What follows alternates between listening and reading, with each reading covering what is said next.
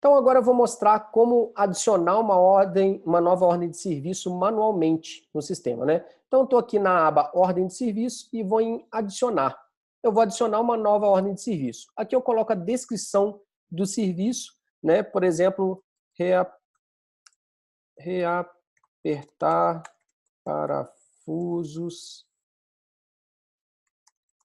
da base do motor elétrico, funcionamento da matriz fixa, matriz móvel, por exemplo. E tipo de ordem de serviço, né? Se, por exemplo, uma preventiva baseada na condição, isso é de acordo com o que eu cadastrei nos tipos de ordem de serviço. Prioridade sendo baixa, média ou alta, aqui alta, por exemplo. A oficina, aqui no caso mecânica, poderia ser elétrica, enfim. Condição do equipamento parado, o número de pessoas para executar essa atividade, pelo tempo, e aí eu começo a criar a ordem de serviço uma vez que eu preenchi todos os dados do meu cabeçalho. Aqui, então, eu começo a colocar onde que é, para qual equipamento que eu estou falando, né? Aqui eu posso filtrar pelo processo e ir no equipamento. Todas as telas é importante salvar aqui depois de preenchido, para a gente não perder nenhum desses dados.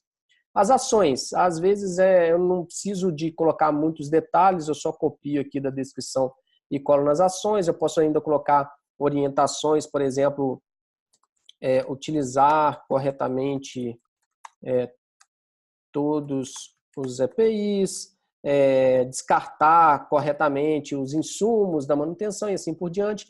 E no campo observações vai estar lá embaixo, no rodapé da ordem de serviço, para que a gente possa também colocar alguma observação, se for o caso. Mais uma vez, salvo, né? Cada uma dessas abas a gente salva.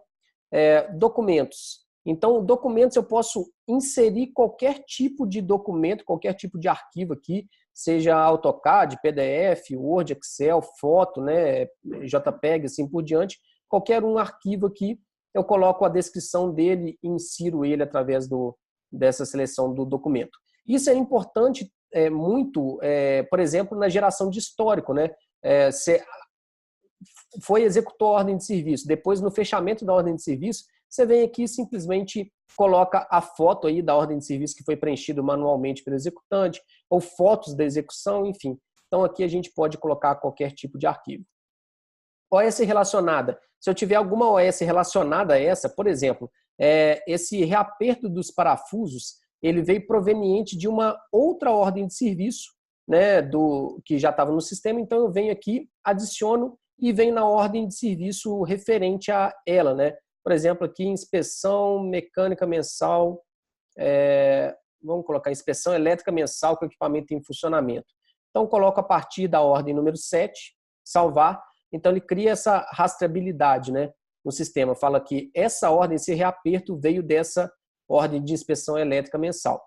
O planejamento, eu vou colocar, então, quais os recursos que a gente precisa para executar essa ordem de serviço, né? Eu venho aqui em adicionar e vejo, por exemplo, parafuso M12, o tipo de recurso, materiais, quantidade, 4 parafusos, o custo dele vai custar R$100, por exemplo.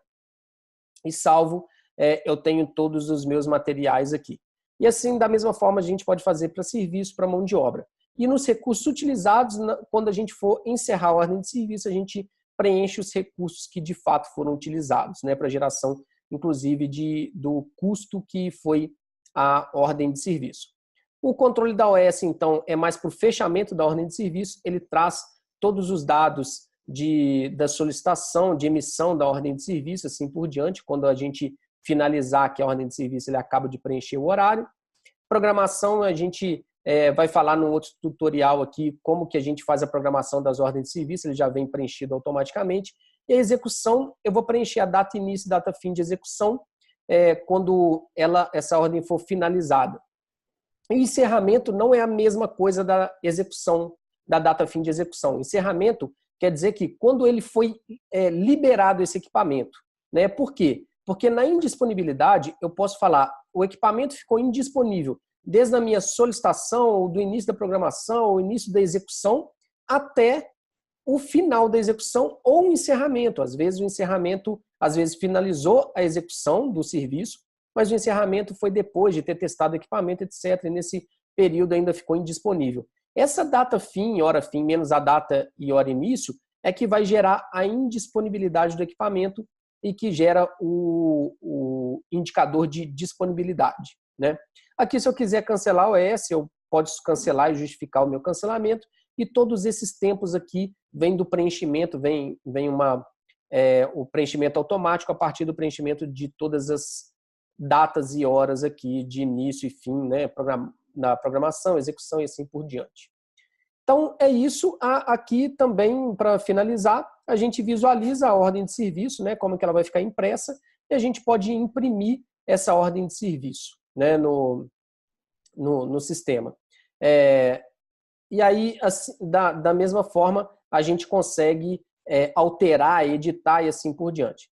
Então é isso. De forma simples, prática e intuitiva, o Melvin traz a certeza da gestão de manutenção bem feita.